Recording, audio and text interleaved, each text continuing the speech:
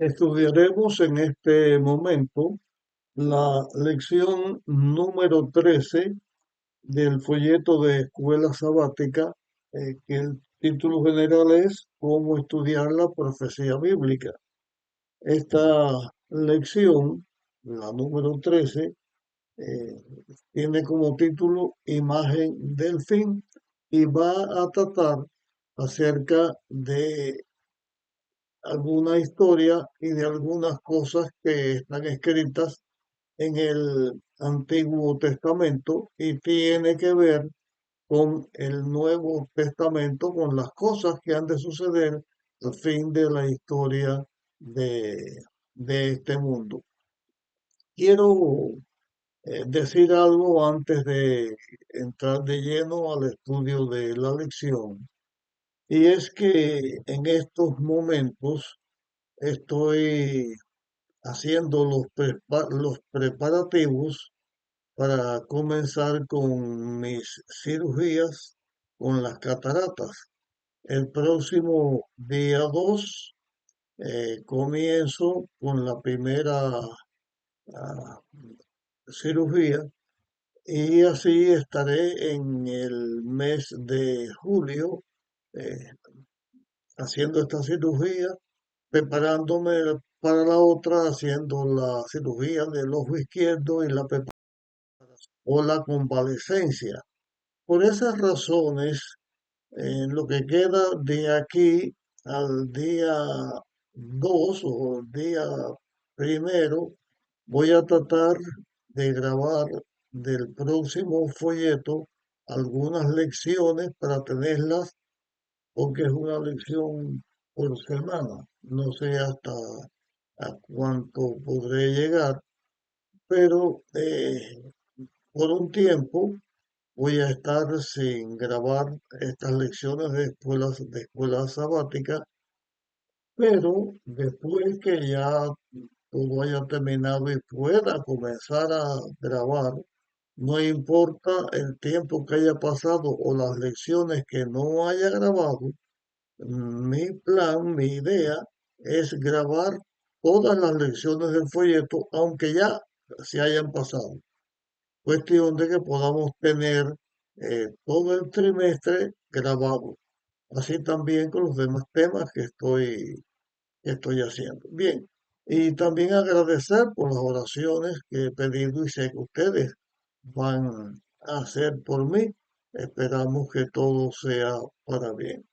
Bien, vamos entonces a analizar el estudio de esta semana, que también quiero decir que tiene mucho material, pero de todas maneras vamos a tratar de cubrir lo más que podamos, explicar lo más que podamos en en este tema, aunque es un tema amplio, vamos a ver lo más brevemente que lo pueda realizar. Así que vamos a estudiar un poco la historia de Jonás. Vamos a estudiar un poco acerca de la caída de Babilonia y también vamos a estudiar acerca de Ciro.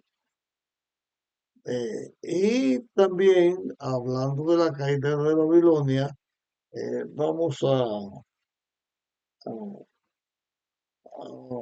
hablar de Belsasar. Así que comenzamos con Jonás. Lo que se está hablando de Jonás para el tema para el domingo, el estudio del domingo 22, la parte que corresponde al domingo, lo presenta como un profeta renuente, porque Dios manda a Jonás que vaya a Nínive. Jonás debe ir a Nínive y predicarle a Nínive que necesita arrepentirse de todos sus pecados, de todas sus maldades, y si no se arrepiente, pues iba a ser destruida Nínive 40 días después de la predicación de Jonás. Nínive era la capital de los asirios, el poder que había llevado cautivo al pueblo de Israel. Eh, la razón por la que Jonás no quería ir a Nínive y cómo Jonás trata de huir de Dios y de hacer las cosas para no ir a Nínive a predicarle como profeta de Dios, que él era y Dios lo mandaba a hacer este llamamiento. Las razones que podía tener Jonás son, algunas de ellas pueden ser las siguientes. Primera que voy a mencionar, la maldad de los asirios. Se distinguió el imperio asirio por ser un imperio de mucha crueldad. Hicieron cosas terribles, no valoraban en nada a las personas, eran sin piedad, eran especialistas en hacer sufrir a las personas que tomaran preso y que ellos fueran a matar. Trataban de hacerlas sufrir hasta el máximo.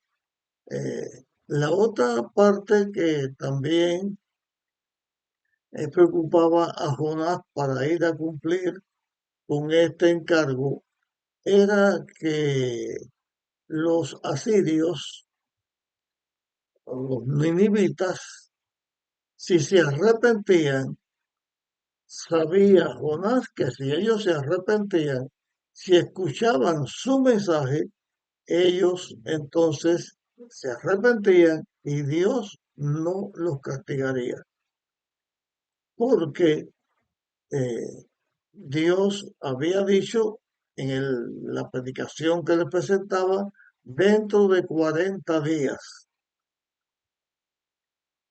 Y como que Jonás sabía que si los ninivitas se arrepentían, Dios lo perdonaba, porque conocía que Dios era clemente, perdonador, amoroso y que trataría de no destruir a todas estas personas.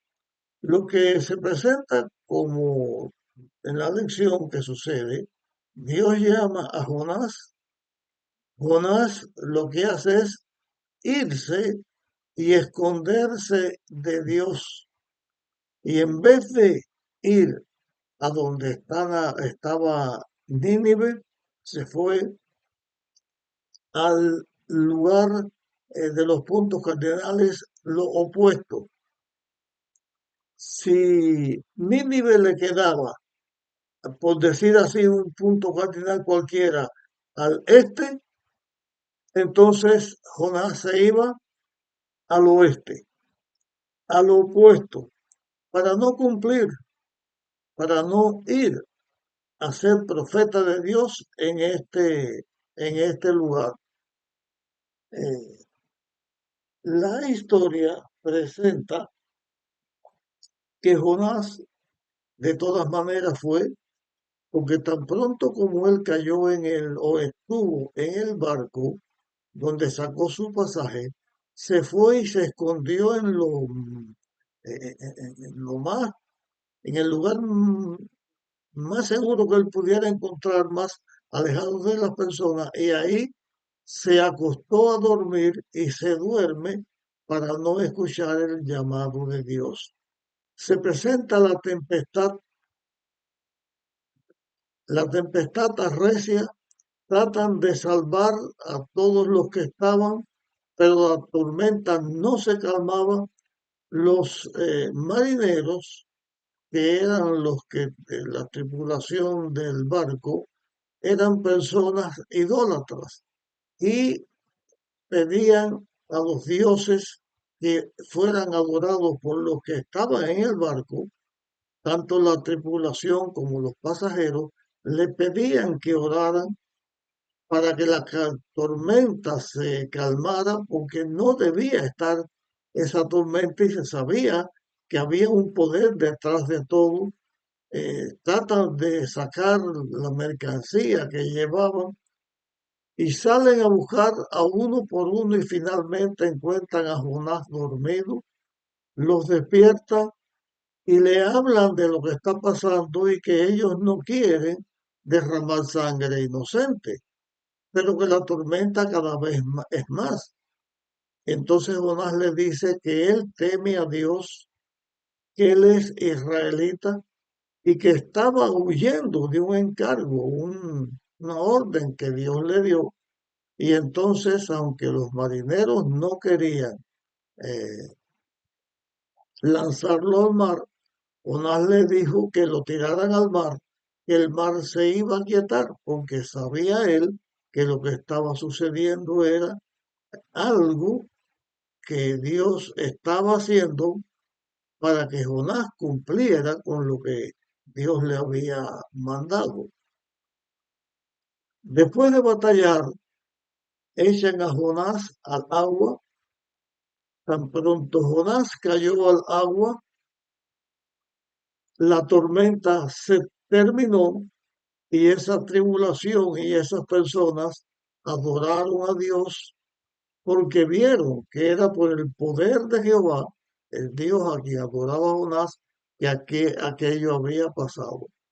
Dios eh, manda un gran pez, el gran pez se traga a Jonás, Jonás dentro de el estómago del pez clama a Dios y cuando Jonás clama a Dios, entonces Dios manda al pez que vomite a Jonás, pero lo vomita en el lugar donde estaba Nínive cerca. Así que don Jonás tuvo que ir a cumplir con esa encomienda que Dios le había dado. Jonás estuvo 3 días y 3 noches, según la forma de computar el tiempo por los israelitas. Así estuvo en el estómago de ese pez. En el libro de Lucas, o perdón, de Mateo, Dios está hablando de Jonás y lo que hicieron los ninivitas en comparación con los israelitas estaban haciendo con Jesús. Porque Jesús dijo que así como Jonás estuvo 3 días en el vientre del pez, así él iba a estar 3 días en la tierra, o sea, muerto, para salvar a la humanidad. Los, eh, los ninivitas, cuando escuchan el mensaje de Jonás, se arrepintieron, ayunaron vestidos de saco de silicio, se lamentaron, se arrepintieron de verdad, hicieron ayuno los hombres desde el rey hasta el último y también a las bestias las hicieron estar en ayuno. Y la redención de Nínive se logra por el perdón de Dios y Jonás tenía que ahora el temor de que quedaba como un falso profeta, pero no era ningún falso profeta. Él cumplió su cometido y aunque fue rebelde y luchó contra Dios, reconoció el amor de Dios. Se presenta el cumplimiento en la profecía porque Jesús viene y da su vida para salvar a la humanidad. Y 3 días en la forma del cómputo judío, el viernes, el sábado y el domingo, temprano, Jesús resucita y también él logra la redención de la humanidad. En el caso de Jonás, todos los ninivitas se arrepintieron. En el caso de Jesús, Jesús fue rechazado y Jesús le dice que Jonás está puesto como señal porque si Jonás estaba presente y los ninivitas se arrepintieron por el Dios de Jonás, el que había dicho que se arrepentían o eran destruidos, los israelitas no tendrían excusa porque siendo Jonás menor que Jesús, que era el Mesías, que es el Mesías, pues los israelitas quedan sin excusa por no obedecer a Dios. Así que se ve aquí, eh, queda condenada la nación judía porque ellos no se, eh, no se arrepintieron de negarse a obedecer y seguir a Jesús. Jesús se presenta como Dios bondadoso, dispuesto a perdonar el pecado de sus hijos que hayan pecado. Así, en el tiempo que nosotros estamos viviendo, también Dios está dispuesto a escuchar nuestro arrepentimiento, a contestarnos con su perdón a nuestro arrepentimiento y a nuestro pedido de ser perdonado. Dios es misericordioso y en la lección de la semana se hace ver que en la profecía bíblica lo primero que debemos notar no es solamente que se cumpla la profecía o no se cumpla, sino la misericordia y el amor, la bondad de Dios. Eso es una cosa que siempre se cumple, aunque la profecía también se cumple, de acuerdo con la elección que las personas hayan hecho. Otro aspecto que se estudió en la lección fue Belsasar. Belsasar era el segundo rey, vamos a decir el virrey de Babilonia, porque el rey de Babilonia era Nabonido, hijo de Nabucodonosor, gobernaba, pero Nabonido se dio a seguir la religión que él adoraba y estaba en asuntos de su religión. Belsasar fue rebelde a Dios, así como Nabucodonosor al principio fue rebelde a Dios. Ya Nabucodonosor había muerto, Daniel ya no ocupaba el lugar donde Nabucodonosor lo había colocado y como Daniel ayudaba a los babilonios, Belsasar sabía que los utensilios del templo de Israel, del templo de Jerusalén, la mayoría estaban, esos utensilios estaban en Babilonia, estaban como cautivos, como utensilio que pudieran usar los babilonios porque ponían a su Dios por encima de, de Jerusalén. Pero a través de Daniel y los hijos de Dios que fueron fieles a Dios, Nabucodonosor y muchas personas en Babilonia llegaron a reconocer que el Dios verdadero no era Marduk ni Bel, sino el Dios verdadero era Jehová, el creador de todas las cosas.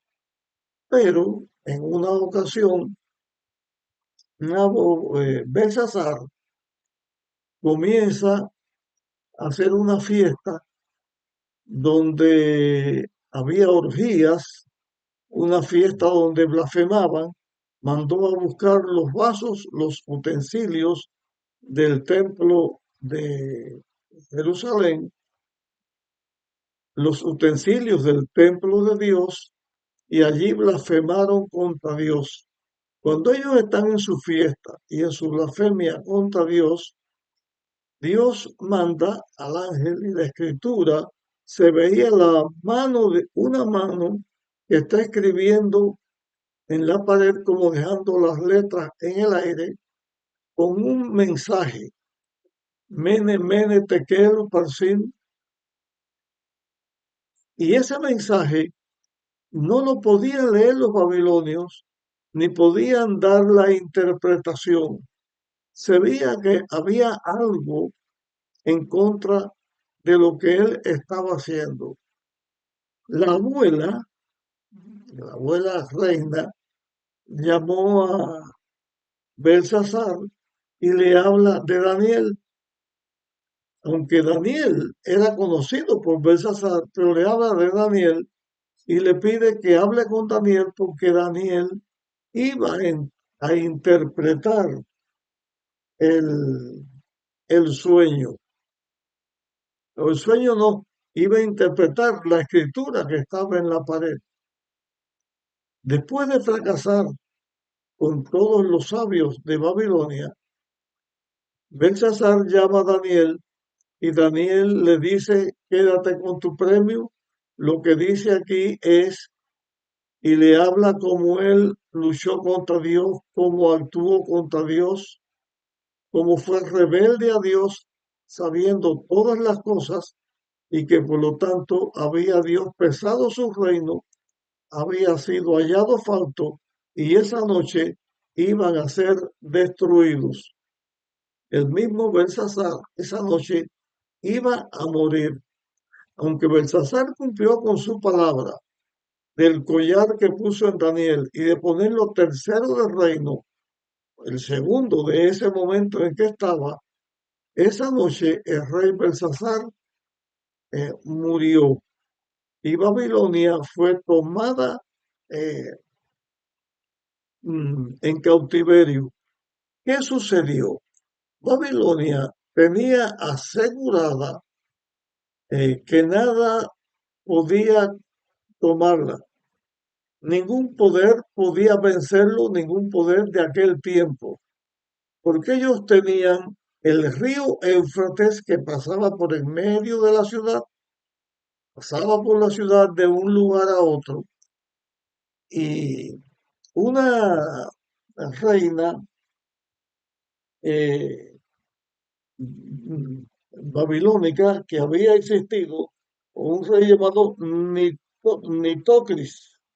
Nitocris era una antigua reina que para poner seguridad en Jerusalén, en Babilonia, mm, hizo que el cauce del río Éufrates, que pasaba por Babilonia, lo desvió a unos pantanos. Y cuando desvía el agua, entonces ponen rejas o puertas de hierro, puertas de metal que corría a ambos lados del Éufrates de tal manera que aunque el río pasara, mientras que las puertas de esas puertas que estaban a todo lo largo del cauce del río, no se podía, si estaban cerradas, abiertas, no se podían cerrar, o si estaban abiertas, no se podían cerrar, abrir, porque era imposible, pero con el trabajo que ellos habían hecho los babilonios, sí tenían la facultad de hacer este trabajo desde adentro. Cuando Ciro, que la profecía lo señala como ungido, vamos a hablar después un poquito, cuando Ciro llega allí, él sabía cómo se había hecho para desviar el cauce del río Éufrates. Y la noche en que Belsasar está en esta orgía, en esta fiesta de la que ya hemos hablado, llegó Ciro con sus seguidores, con los persas, desviaron el cauce del río y entraron a través del cauce a Babilonia.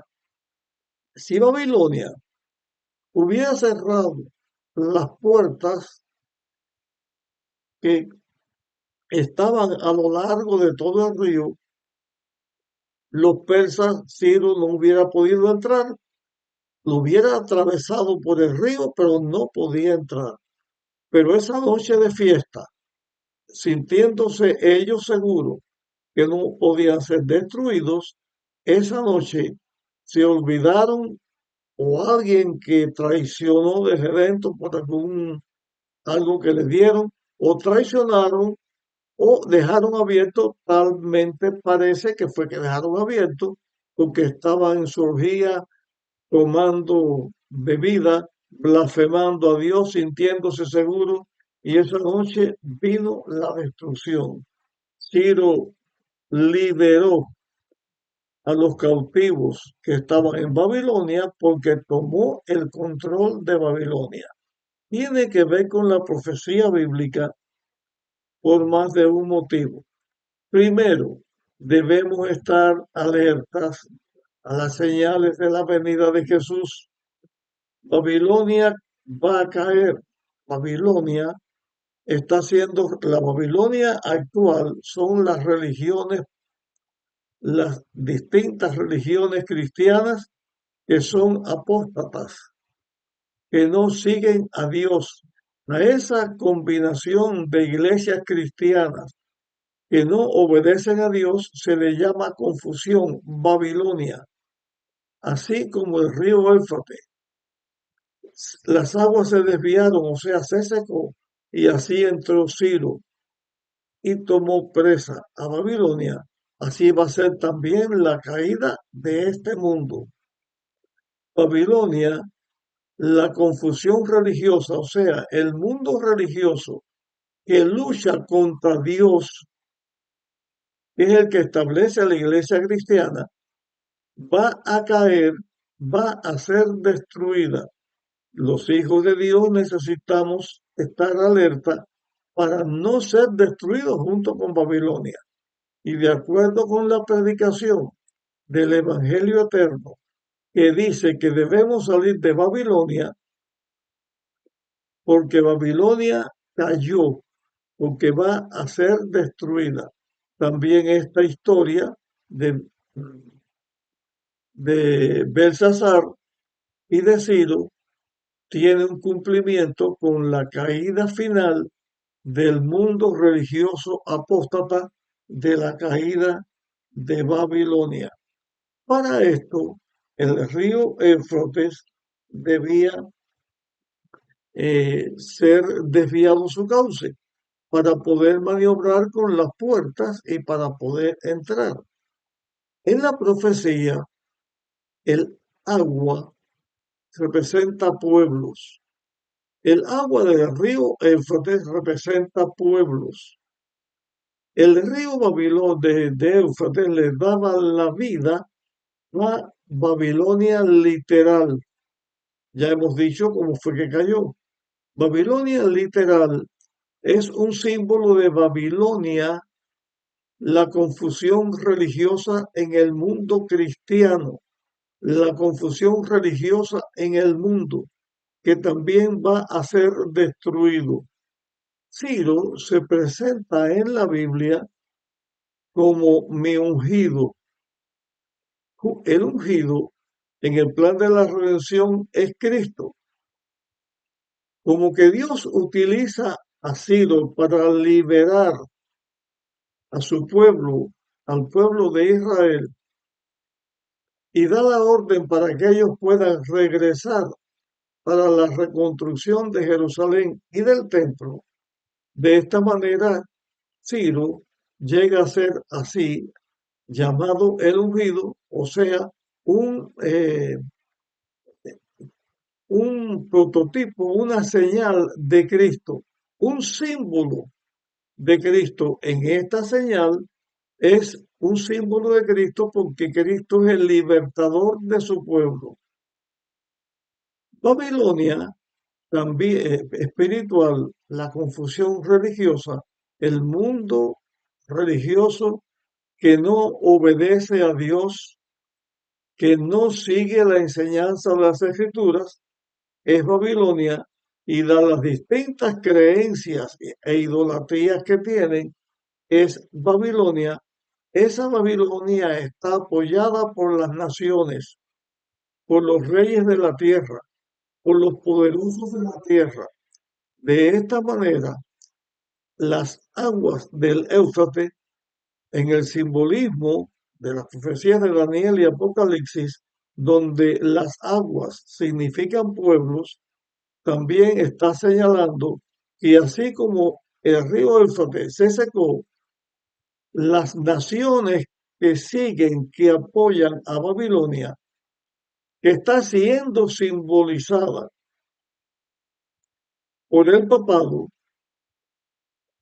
y siendo simbolizada todo el mundo apóstata, es Babilonia y sus hijas, son las iglesias cristianas que dicen que aman a Dios, que siguen a Dios, que obedecen a Cristo, que estudian la palabra de Dios, pero que no obedecen a Dios. Primero, las naciones, los pueblos que apoyaban a Babilonia espiritual, o sea, las religiones falsas, cristianas falsas, dejan de apoyarla y entonces viene Cristo a la tierra y Cristo salva a su pueblo. Dios viene a la tierra a sacar a su pueblo de Egipto, tal como Ciro hizo, de dar la libertad al pueblo de Israel para que volviera a su tierra. Así Dios saca de Egipto, que simboliza al mundo, saca a su pueblo de Babilonia, que es las religiones, repitiendo lo mismo, para que quede en la mente, la Babilonia, que es la apostasía, la confusión religiosa, porque dicen que hacen, pero no hacen, que obedecen a Dios, pero no obedecen a Dios, que obedecen la palabra de Dios, pero no obedecen la palabra de Dios.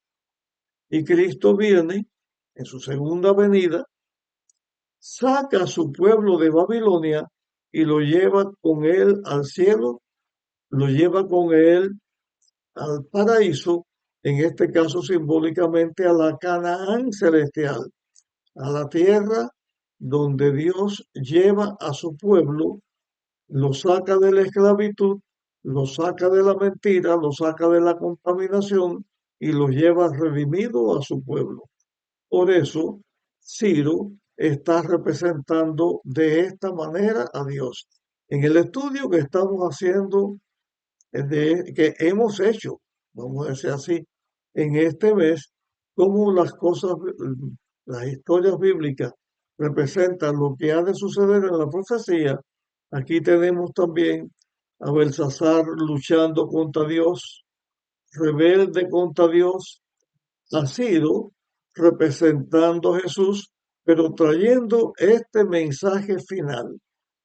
El mensaje final que nos da esta lección de esta semana es que el mal va a ser destruido, que la confusión va a dejar de confundir, va a ser destruida la confusión, porque Dios hace que la verdad se conozca. Ciro representa a Jesús, que Jesús va a venir. Jesús viene y en cumplimiento de lo que Ciro hizo, representando su obra de liberación, Dios libera a su pueblo, lo libera de Babilonia. Primero, las naciones dejan de apoyar a Babilonia. Dios levanta a su pueblo en la venida de Jesús, transforma a su pueblo, les da la perfección, porque dejan de ser corruptibles y nos da la vida eterna, y entonces vamos con Dios para la eternidad. De esta manera, en esta lección se enseña también el triunfo de Dios y el derrocamiento de Satanás, el triunfo de la verdad y la destrucción de la vida, de la mentira, el triunfo de la vida y la destrucción de los pecadores y de la muerte, porque así la muerte va a ser destruida y no va a existir más. A través de toda esta lección se asegura el triunfo de la Iglesia de Dios, el derrocamiento de la maldad y del diablo y de todo lo que se levanta contra Dios, y el triunfo de los hijos de Dios que hemos aceptado a Dios y nos hemos entregado en sus manos. Ya sea lo que te haya quedado en tu mente, en tu conocimiento del estudio de esta lección y de todo el trimestre, con lo que tengas en tu mente, con lo que hayas aprendido y con lo que puedas seguir aprendiendo, bajo la dirección del Espíritu Santo y el estudio de la palabra de Dios, nos corresponde decidir por nosotros aceptar a Jesús, aceptar su palabra, guardar sus mandamientos, aceptar por fe en la obra que Dios hizo para darnos la vida eterna. Es lo que debemos hacer y nuestro triunfo está o será estar con Dios para siempre. Y lo digo ahora en presente. Y está porque por fe, estando en Cristo, ya hemos pasado de muerte a vida y tendremos la vida eterna cuando Dios finalmente se manifieste. Deseo para ti y para mí que podamos estar en el reino de Dios por toda la eternidad.